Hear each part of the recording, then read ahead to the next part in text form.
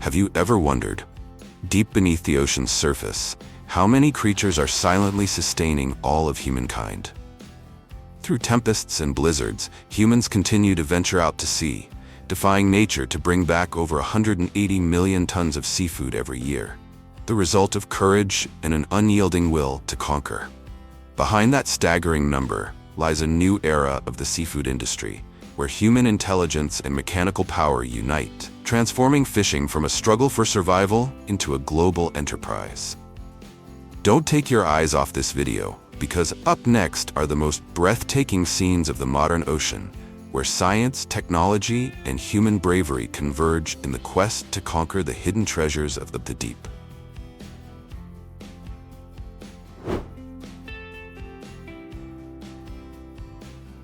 Now, let's begin with the fiercest hunt in the ocean, where humans face off against the planet's most notorious predator, the shark.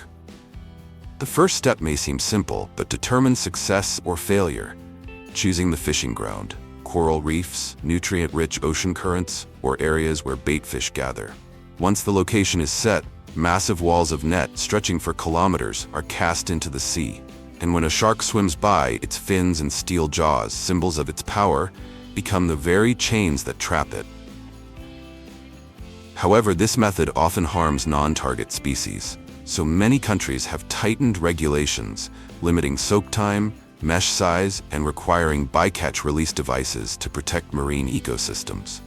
That's why modern fishermen are turning to longline fishing, a method that demands strength, skill, and determination. When a shark takes the bait, the deck instantly becomes a battlefield, where humans and apex predators struggle for dominance. The key to success lies in fresh bait and low-frequency sound devices that mimic baitfish movements to lure sharks in. On industrial vessels, sharks are processed right on deck, stunned, then injected with cold seawater or ice into their gills and body cavity to preserve peak freshness until the ship returns to port.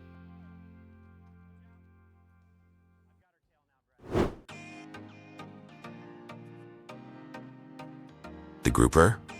A sea giant with a blunt snout, a powerful body, and a cold, steel-like gaze, is now harvested mainly from large-scale offshore cage farms along the coasts of Southeast Asia. When the harvest season begins, massive sea cages are gradually narrowed, driving the groupers toward the center. From the deep water, 20 to 30 kilo giants slowly emerge, their firm bodies and shimmering golden-silver scales glinting under the sunlight, showing they've reached peak physical condition. Fishermen work with swift yet precise movements, using soft, specialized nets to lift each fish gently out of the water. Every motion matters. Even a small scratch can reduce its market value. The freshly caught groupers are immediately placed into oxygenated seawater tanks, helping them stay healthy and calm before reaching the shore.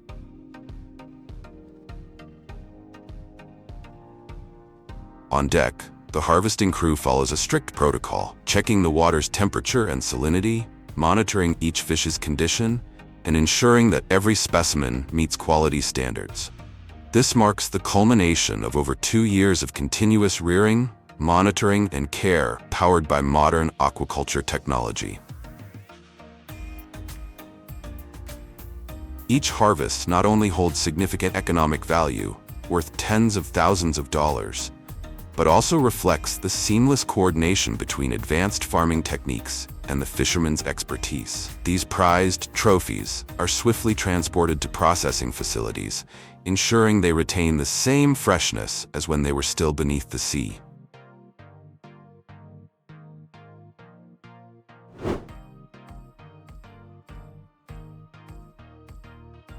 In the cold northern waters of Japan and South Korea, when sea temperatures stabilize around April to May, sea pineapple, Halosynthia raretsai, farms enter their peak harvest season, the moment that marks the culmination of an entire year of cultivation. In highly mechanized farms, the harvest operates like a finely tuned assembly line. Long ropes densely covered with sea pineapples are hoisted out of the water using hydraulic cranes or pulley systems attached to specialized harvesting vessels. As each rope passes through the stripping chamber, Hundreds of sea pineapples are automatically removed by a rotating drum system that combines twisting force and water pressure. The process takes only seconds but demands absolute precision to avoid damaging the spiny outer shell or the delicate inner tissue. Once detached, the sea pineapples are collected into large plastic containers or mesh bags, then lifted by hydraulic cranes and transported immediately to shore or to floating pre-processing stations near the farms. This minimizes transport time, prevents temperature-related spoilage, and preserves the natural freshness of these deep-water creatures.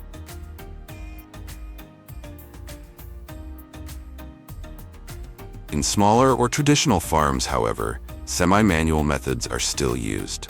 Each hanging rope may carry 100 to 150 mature sea pineapples, weighing up to 45 kilograms per line. During harvest, farmers use winches or manual pulleys to lift the ropes, securing them to the boat's sides or to large floating buoys to reduce impact. Dozens of lines are pulled up one after another, then slowly brought to shore, where coastal processing stations await.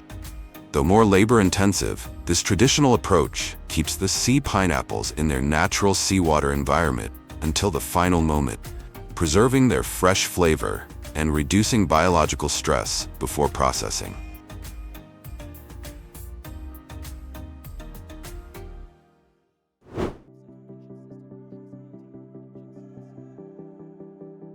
Across tropical Asia, freshwater shrimp farms enter harvest season right after the rains, when pond water is lowered, ready for large-scale collection. It's the final stage of months of care, where skill, speed, and precision reach their peak.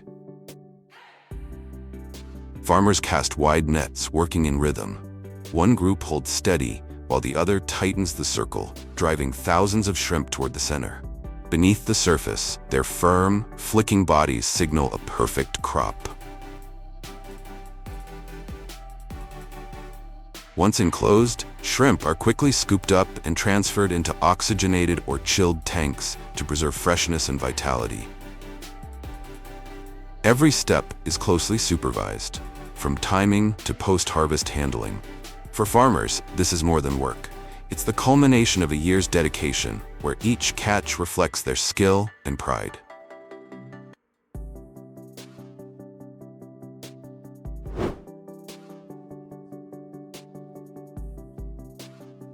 Off the coast of the North Atlantic, another hunt begins. The pursuit of the northern red shrimp, a rare species dwelling in some of the coldest and deepest waters on Earth. Out in the vast ocean, fishermen follow natural signs, seabirds circling above or sonar signals indicating shrimp layers at depths of 150 to 400 meters. Once the location is confirmed, the order to deploy the nets is given. Giant winches and pulley systems lower funnel-shaped trawl nets to the seabed. Two large otter boards keep the mouth open as it sweeps across soft sediment where red shrimp hide. Inside, biological sorting devices automatically release turtles and other bycatch, ensuring a sustainable and responsible harvest.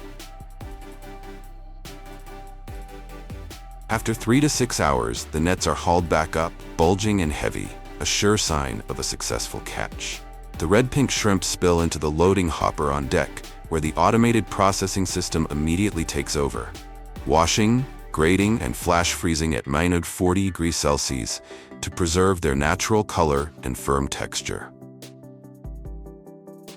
From the moment they leave the deep sea to the time they are stored in onboard cold rooms, the entire process takes just a few minutes, a testament to the precision, speed, and technological power of modern Northern European fisheries.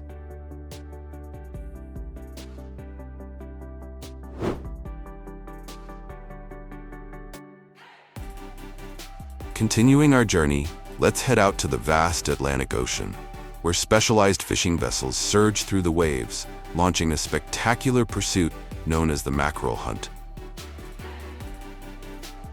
In this modern chase, no method proves more effective or breathtaking than the purse seine.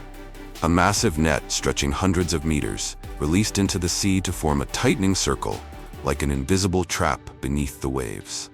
Speed is the key to success. The faster the net closes, the slimmer the fish's chance of escape. As the final line pulls taut like a steel noose, tens of tons of shimmering mackerel are enclosed within a swirling silver mass, churning violently beneath the foaming water. Powerful hydraulic cranes roar to life, rhythmically hoisting each heavy catch and pouring it straight into deep freezing holds kept at 22 degrees Celsius, preserving their pristine freshness. In less than 30 minutes, a single haul can yield over 200 tons of fish, a bounty that once took an entire fishing village weeks to gather. It is not merely the triumph of technology, but a relentless duel between humankind and the sea.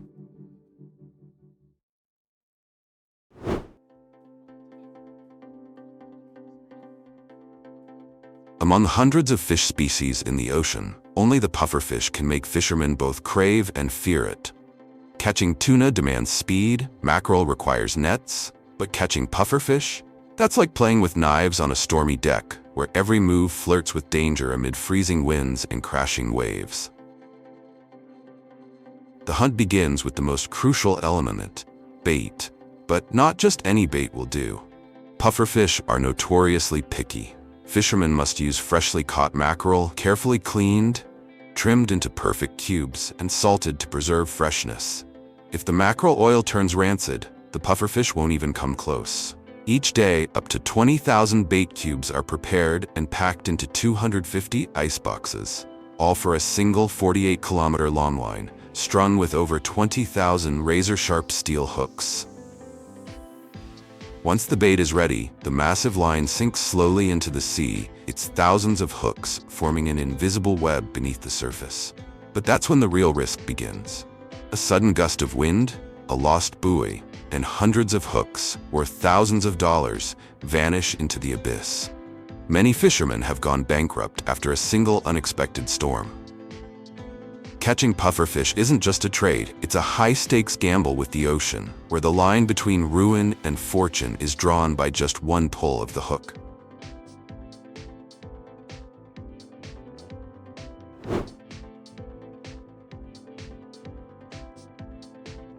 Tilapia, the most widely farmed white fish on the planet, with an annual yield exceeding 6 million tons, is often called the chicken of aquaculture.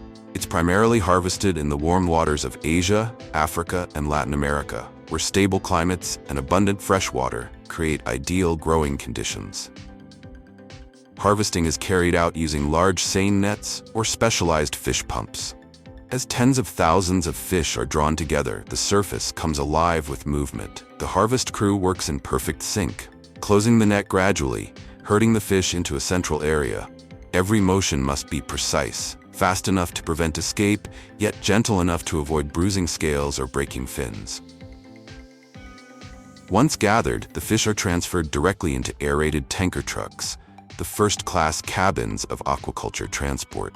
Inside, water temperature and oxygen levels are carefully regulated, keeping the fish healthy and alive all the way to the processing plant. From netting to transport and handling, every step is timed to perfection, because just a few minutes' delay can affect meat quality due to biological stress. For fish farmers, this isn't merely a technical process, but a code of respect for the creatures they raise and for the hard work that sustains their livelihood.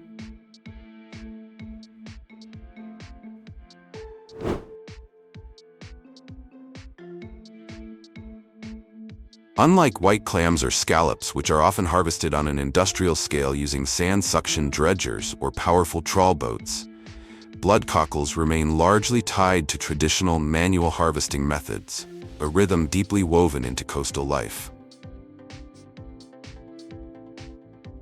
When the tide recedes to its lowest point, a narrow 2-3 hour window each day, hundreds of workers spread across the mudflats, bent low, hands digging and raking.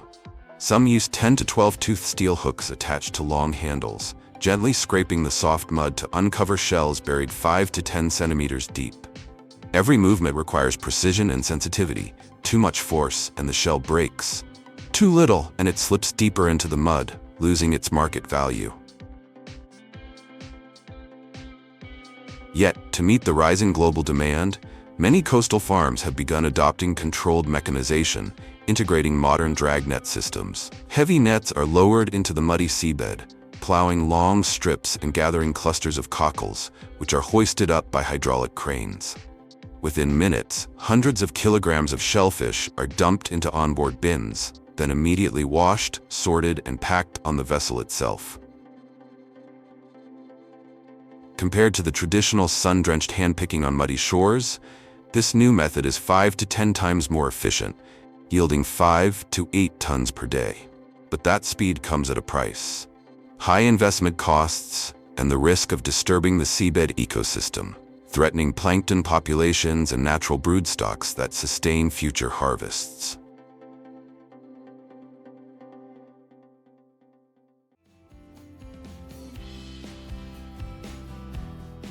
Every November, the North Atlantic turns into a battlefield of scale. Massive shoals of sardines, weighing millions of tons, light up sonar screens like blazing red storms beneath the waves. The moment a signal pings back, crews lock on target, unleashing purse seines over a kilometer long. Hydraulic winches tighten, thousands of buoys rise, and suddenly the open ocean folds into a colossal steel trap.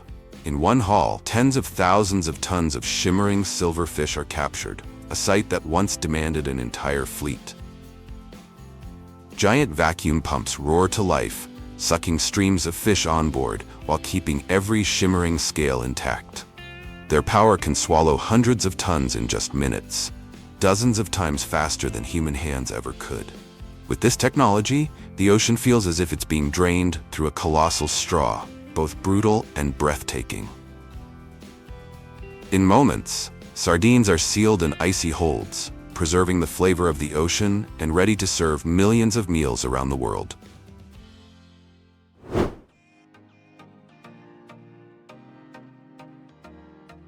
The journey of sardines doesn't end at our dining table. Out in the vast ocean, they serve another purpose, becoming the lifeblood that fuels the giants of the sea, tuna. And to satisfy the hunger of these ocean warriors, technology once again steps in.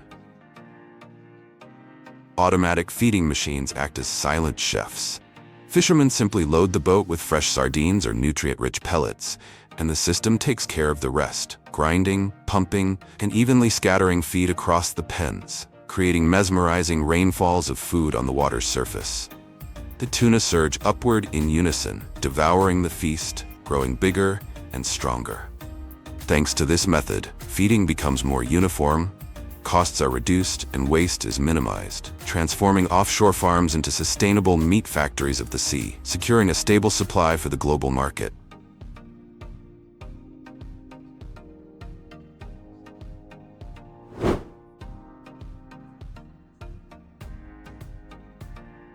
The purse seine method, using nets up to 2 kilometers long and nearly 200 meters deep, is considered the ultimate weapon in tuna fishing across Spain and Mexico. With this technique, entire migrating schools of thousands of tuna can be encircled, contributing to more than 7 million tons of catch each year. When sonar signals the presence of a school, the crew springs into action. A small boat pulls the leading edge of the net in a wide circle, while the mothership steadily releases the massive mesh, closing the trap. Floats keep the mouth of the net at the surface, while heavy weights drag the bottom deep down, transforming it into a colossal moving wall that seals off the churning ocean. After hours of tightening, the tuna are corralled together, thrashing furiously in the shimmering water.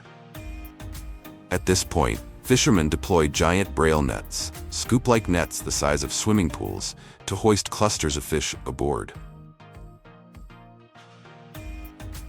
The entire operation is powered by heavy-duty hydraulic winches and cranes, capable of lifting tons of tuna in a single sweep. This not only spares the crew from back-breaking labor, but also drastically cuts down harvest time.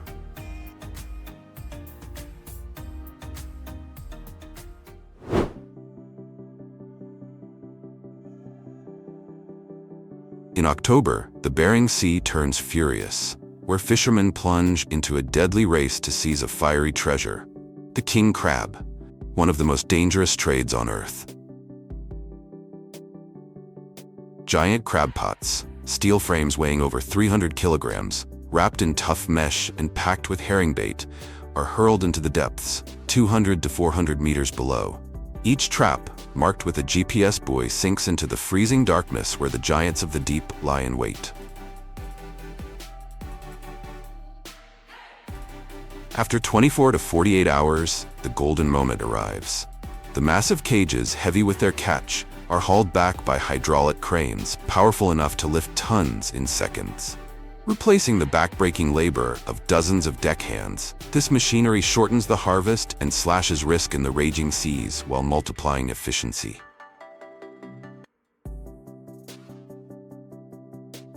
When the traps crack open, dozens of scarlet king crabs tumble onto the deck, and sorting begins immediately.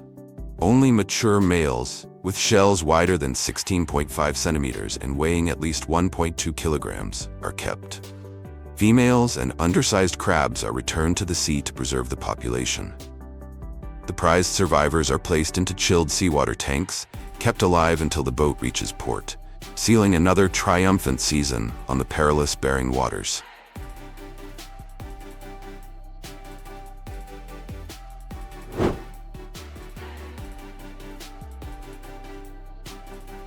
Farewell to the wild ocean.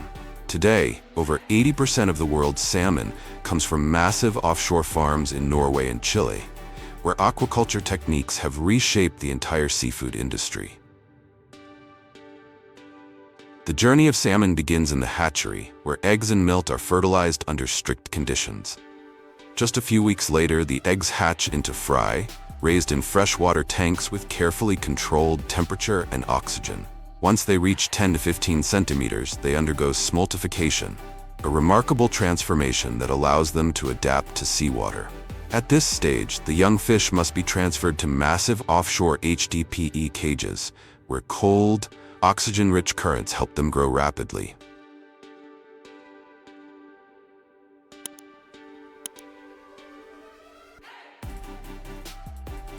And it's precisely in this critical moving day that an ingenious technology comes into play. Can you believe fish can actually take an elevator? On modern farms, moving tons of live fish is now done with a machine called the fish transfer pump. Instead of blades that could injure them, the pump generates a gentle, low-pressure water flow that sweeps the salmon smoothly through pipes like a water slide, before shooting them directly into transport tanks or holding pens. The result, a safe, fast, and almost stress-free journey for the fish.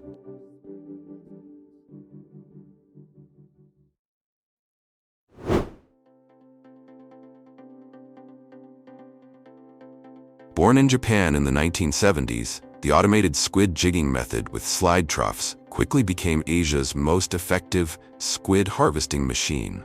Modern vessels are equipped with massive dual-side rigs and hundreds of glowing artificial lures, turning the night sea into a floating city that draws dense schools of squid. Artificial light doesn't just attract squid, it concentrates them at optimal depths to avoid predators, boosting catch efficiency several times over. The automatic line system springs to life. Motors make the lines twitch like live prey, luring squid that are then guided along the troughs into containers, keeping their shape and freshness intact. While a typical squid only lives a few years, this technology allows millions of tons to be harvested annually without disrupting the ecosystem.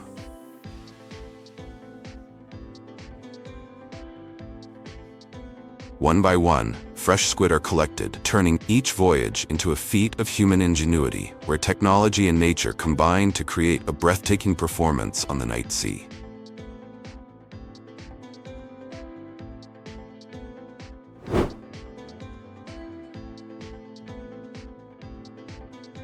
On the muddy tidal flats of North America, high-pressure water pumps have become the most advanced tool for harvesting a rare treasure, the geoduck clam.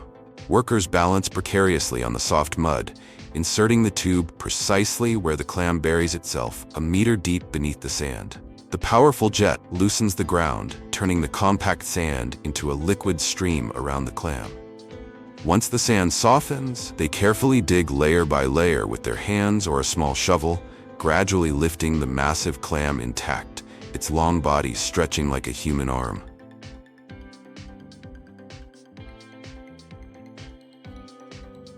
The biggest advantage of this method is saving effort and drastically reducing harvesting time. Yet it comes with harsh challenges. The tides. A sudden rise can submerge the exposed flats in an instant, sweeping away tools and hard-earned clams in the blink of an eye. It's a heart-pounding race between humans and the sea, where only the swiftest and bravest can claim the prize.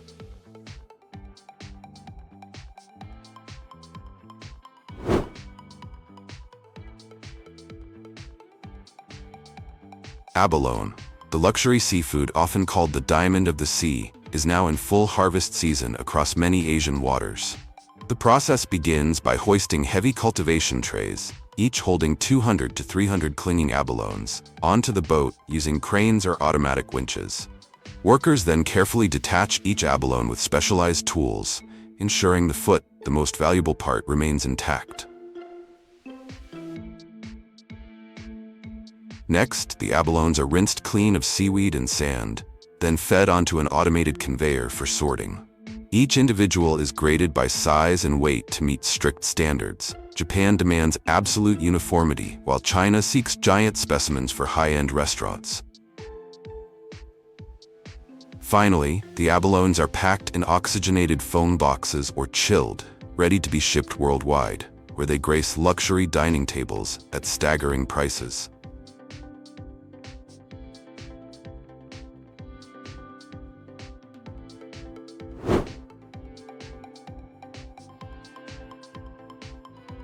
Scallops, the pearls of the ocean, aren't lured like sardines by light, nor tricked like squid by fake bait. Harvesting them requires precision and the skilled hands of experienced fishers.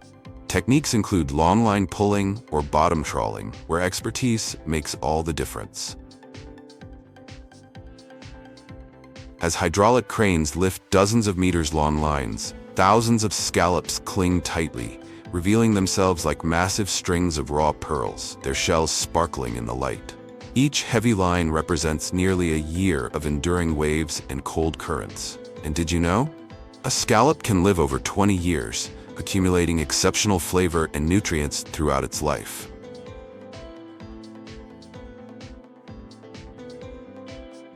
With bottom seeding methods, harvesting is even harsher. Nets scrape the seabed to gather scallops, yielding large quantities but disturbing the marine environment.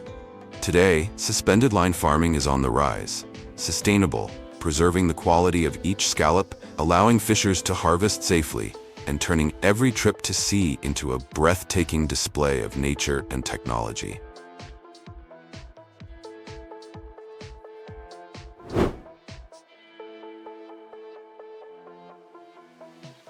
In modern factories, the scallop shelling process is now fully automated, easing the workload for workers while maintaining speed and precision.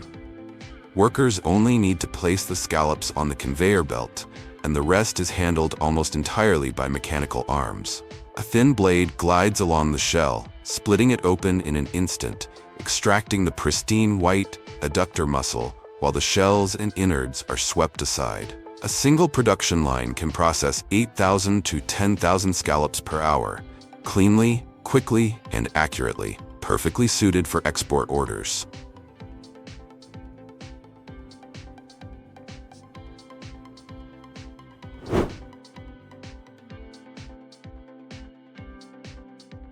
What makes coastal mussel farming so unique and highly productive is the fleet of specialized boats equipped with hydraulic cranes and massive mussel harvesting buckets.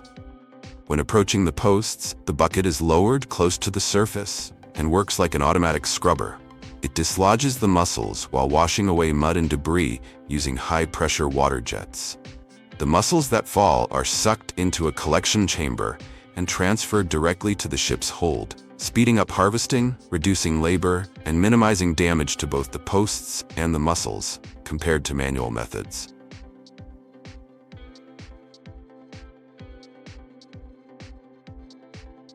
At offshore rope mussel farms, harvesting has been mechanized with an automated mussel sorting machine on the deck.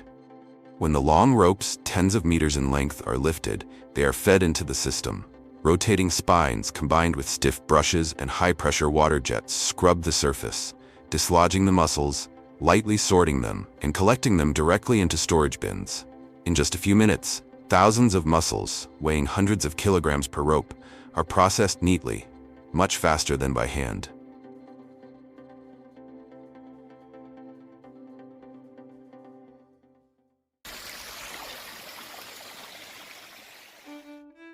If China is known as the catfish processing capital of the world, holding up to 60% of global output with its dense network of ponds and factories across the southern provinces, then the United States is the ultimate battleground outside Asia, one of the most demanding markets, where every single cut of fish must pass a gauntlet of strict standards for hygiene, texture, and food safety before earning a place on the dining table.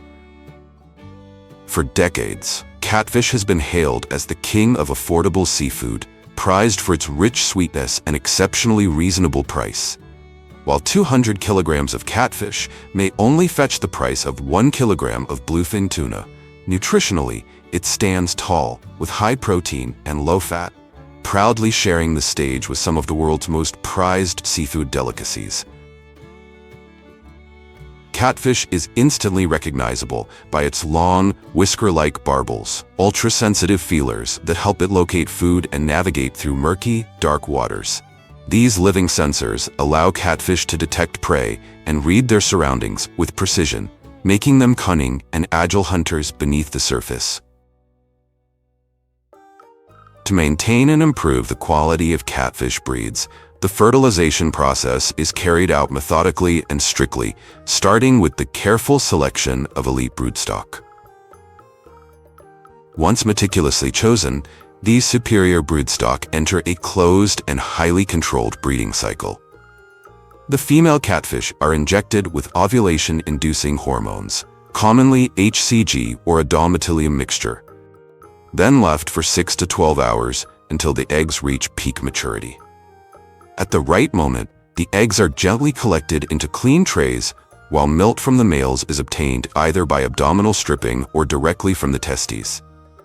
Every step at this stage must be performed with absolute precision, speed, and sterility, as even a minor mistake could jeopardize the entire batch of fry. Unlike salmon or sturgeon, famed for their prized roe, catfish eggs have a rich, fatty taste and a pronounced fishy aroma.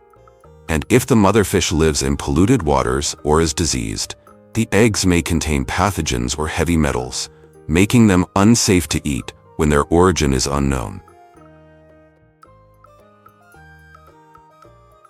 The eggs and milk are then gently mixed in an activating solution and evenly divided into specialized trays placed in a strictly monitored environment for temperature, humidity, and hygiene. Immediately after fertilization, the eggs are not incubated right away. Instead, they are kept in large trays to stabilize. Initially, the eggs appear pale yellow and slightly translucent, indicating that the embryos have just begun forming. Next comes the cold preservation phase, where the water temperature is kept consistently cool to prevent thermal shock and fungal growth. During this period, the eggs gradually turn a light pink, a sign of healthy embryonic development. When the eggs reach optimal biological maturity, technicians carefully remove, rinse, and transfer them to specialized incubation systems. Each batch of eggs is the result of a process controlled down to the exact degree Celsius and every drop of water, ensuring a solid foundation for the success of the future catfish generation.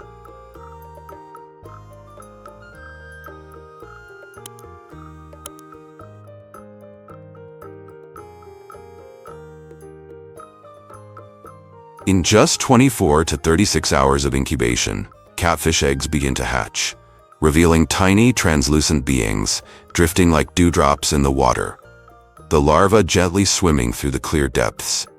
Catfish hatch much faster than many other fish, thanks to their thin eggshells and rapid embryo development, adapted to the warm waters of tropical environments. This stage is extremely fragile. The larvae have no mouths and rely entirely on their yolk sacs for survival. They are kept in clean, aerated tanks with a stable temperature of 28 to 30 degrees Celsius and minimal water flow to protect the delicate young from injury. Each tank functions like a giant biological incubator, nurturing thousands of tiny lives growing by the minute, beginning their journey toward becoming healthy, valuable catfish. As the yolk sac is depleted, the fry begin feeding on soft, easily digestible foods such as Artemia larvae or finely mashed boiled egg yolk. After a few days, high-protein powdered feed is introduced, evenly sprinkled over the water in precise amounts. Feeding at the right time and in the right way not only promotes rapid, even growth, but also minimizes losses during these challenging early days of life. When the fish are strong enough, farmers take a crucial step, moving the young catfish into a larger grow-out environment. Tubs holding thousands of fry are gently poured into a transfer trough, where continuously flowing water helps them gradually adapt to the new conditions. From here, the fish are guided directly into expansive grow-out ponds. Not just a change of space, but a milestone in their development, where growth rate and survival will determine the success of the entire crop. A grow-out pond is not simply a container of water, but a carefully designed ecosystem optimized for the growth of catfish. With ample surface area, the right depth, and a continuous water exchange system, these ponds closely mimic natural habitats, allowing the fish to swim freely, digest efficiently, and achieve exceptional growth. Moving the fish into these ponds not only frees up space, but also marks the shift from intensive care to growth-focused rearing, the stage where the fish begin their rapid weight gain toward market size, readying for a successful harvest day.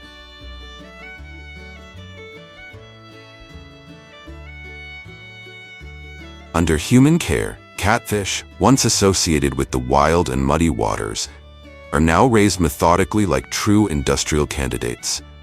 About 5 to 6 months after the fry stage, they enter maturity.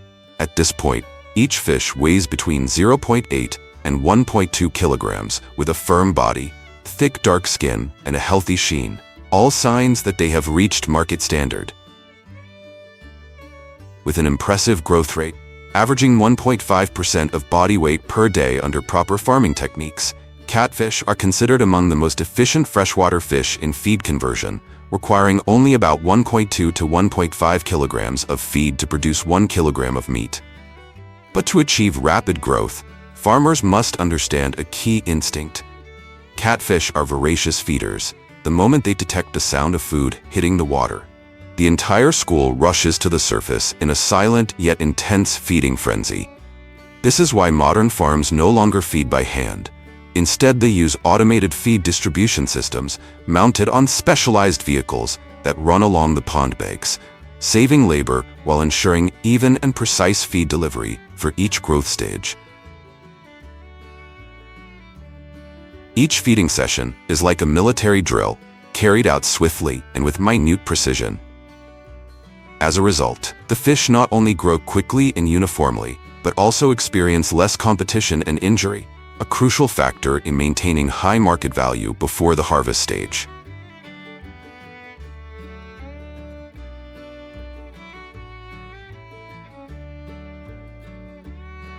After about 5 to 6 months of farming, when the catfish reach an average weight of 1 to 1.2 kilograms, farmers begin the harvest, a stage that requires both strength and precision to ensure meat quality and minimize losses.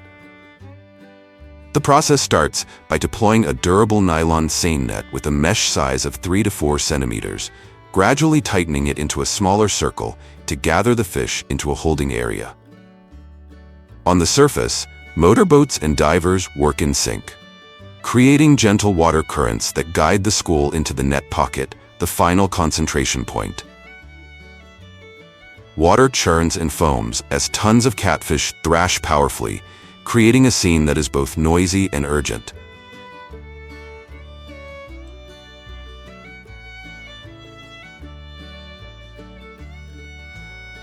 Once the fish are concentrated, an industrial crane lowers a massive net basket, scooping up each heavy load of several hundred kilograms. Water drains quickly through the mesh to reduce lifting weight and prevent suffocation. The catfish at this stage are firm-bodied, with thick silver-gray skin and white bellies, clear indicators of premium-grade fish ready for sale to processing plants.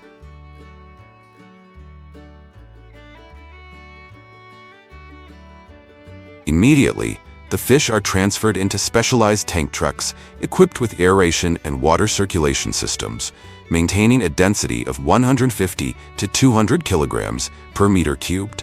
This is crucial as catfish are highly sensitive to environmental changes. Lack of oxygen or sudden temperature spikes can cause stress, lowering meat quality. At HACCP-certified farms, the entire operation, from setting the net to the tank truck leaving the pond, is completed within just 1 to 2 hours. The goal is to minimize the time the fish are crowded, preserving firm flesh texture and high market value before they move on to processing.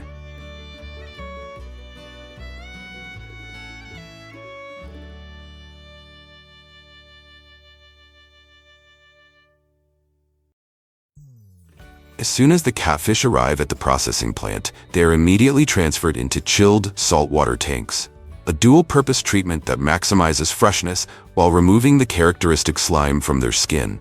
Next, the fish are passed through a high-pressure washing system where strong jets of cold water from multiple angles thoroughly clean them before they reach the sorting table. Only fish that meet quality standards are selected to continue along the processing line, while substandard fish are separated and handled through a dedicated procedure.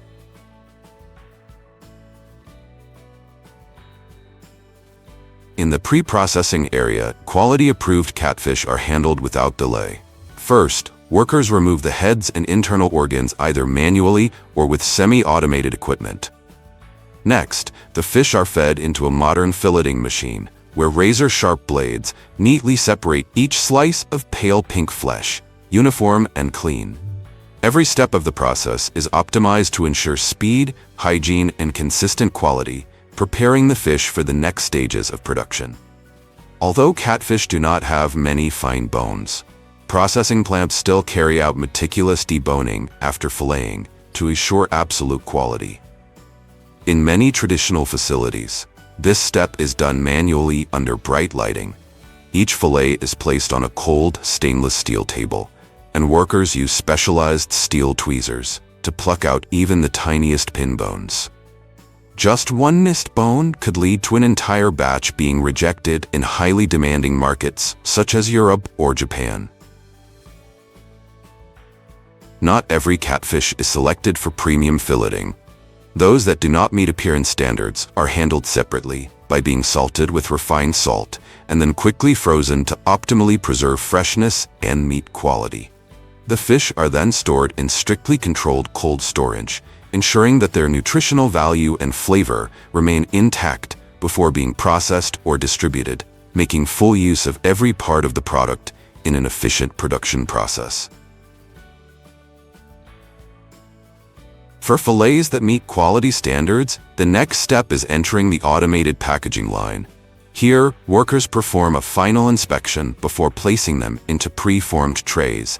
Each portion is precisely adjusted to the standard weight, ensuring uniformity and visual appeal. Finally, the products are labeled, printed with traceability codes, and neatly packed into chilled boxes, ready for shipment to supermarkets and demanding export markets. Each fillet, though simple in appearance, represents the result of an entire chain of sophisticated technology behind the scenes.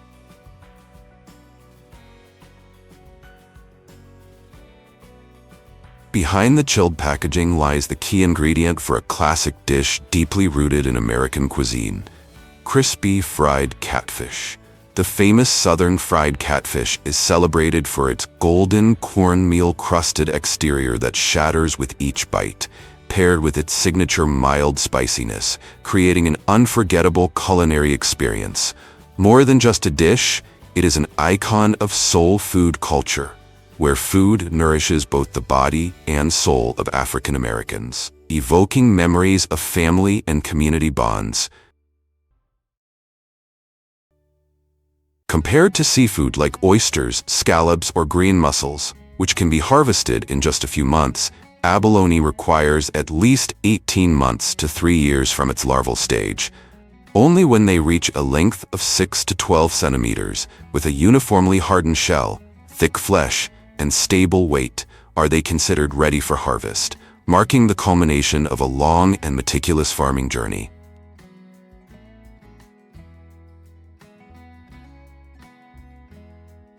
A harvesting process begins by lifting individual abalone trays from the sea, using cranes or automatic winches. Each tray usually holds around 200 to 300 abalones clinging tightly, weighing several dozen kilograms, so mechanical support is required to ensure safety and to prevent the abalones from falling off. Immediately after, workers carefully detach the abalones from the trays or rearing racks using specialized tools, taking care not to damage the foot, the most valuable part of the meat. Due to their extremely strong grip, many must be pried off with thin, specialized blades, and workers must handle them with precision to avoid tearing the flesh, which would reduce their market value.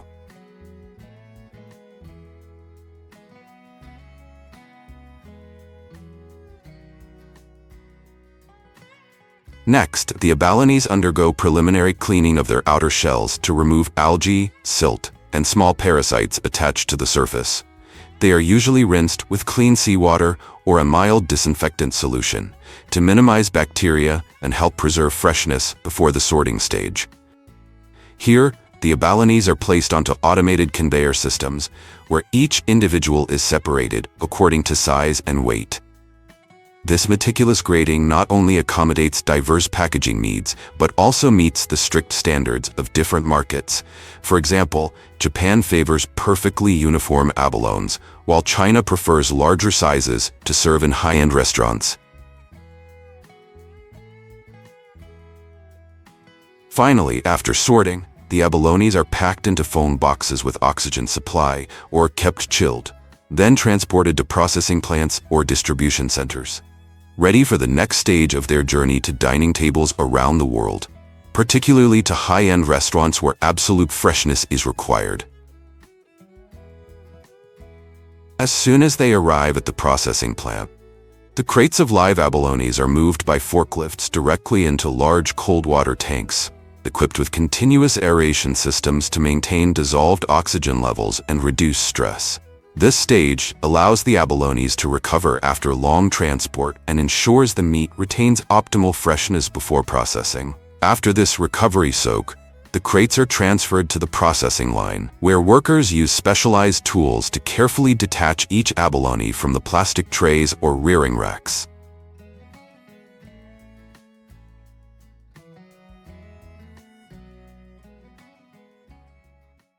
The next step is cleaning, a highly critical stage. Abalones are first scrubbed manually with soft brushes to remove algae, sand, and debris from the shell surface. They are then placed into rotary drum washing machines equipped with high-pressure water jets for a final thorough rinse.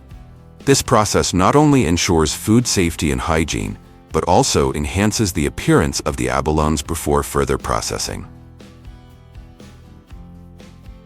Once the abalones are thoroughly cleaned, workers proceed to separate the meat from the shell using specialized knives. At the same time, they remove the viscera, digestive glands, and the dark-colored gut, parts that are not edible. This step requires great skill and experience to avoid tearing the flesh or damaging the soft fringe around the body, which is rich in nutrients.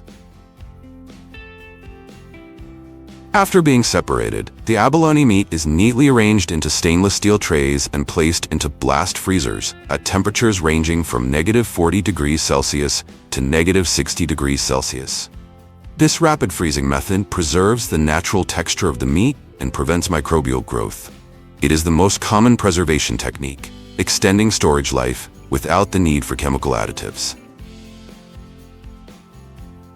After freezing, abalones can be packaged either whole or sliced, depending on market demand. The packaging used is typically vacuum-sealed bags or molded plastic trays, ensuring that flavor moisture, and food safety are preserved throughout transportation and distribution. For premium canned abalone products, the pristine white meat, after thorough cleaning, is carefully inspected by hand and eye to ensure it is free from defects. Each piece is then weighed with precision down to the gram to guarantee uniformity across every can, a crucial requirement in high-end markets such as Japan, the United States, and Singapore. Finally, the finished cans are labeled with detailed information on origin, production date, and expiration date before being boxed and shipped worldwide.